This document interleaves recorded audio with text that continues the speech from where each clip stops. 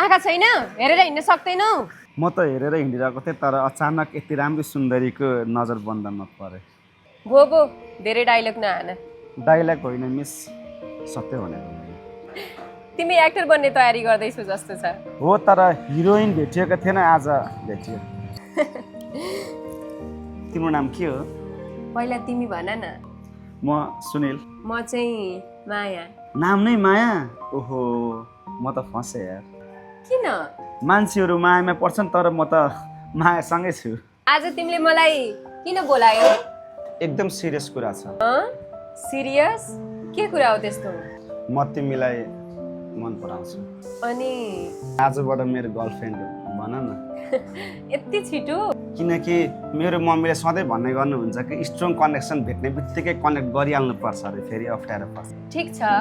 तर एउटा कन्डिसनमा कस्तो कन्डिसन हो फेरि टेक जोनमा राम्रो राम्रो फोनहरू पाउँछ अरे मलाई पनि एउटा आइफोन किनिदिनु पर्छ तँ पनि कतै भन्ने कुरा हो त हेर न म त जिस्केर भनिरहेको के भयो तिमी किन रिसाएको तिमीले हिजो अनलाइन भएर पनि किन रिप्लाई नगरेको मोबाइलको ब्याट्री सकिएको थियो गफ साँच्चै तिम्रो कसम तिमी पनि ब्याट्री जस्तै छौ कहिलेकाहीँ लो पावर मोडमा जान्छौ माया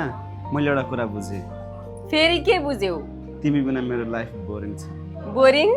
किन माया तिमी हुँदा हरेक दिन झगडा हाँसो ड्रामा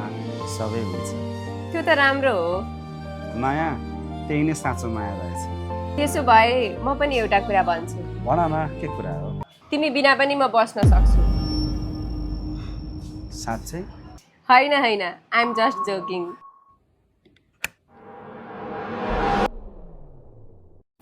हे भयो यो कुरा छोडिदेऊ जाउँ न खाजा खान जाउन हुन्छ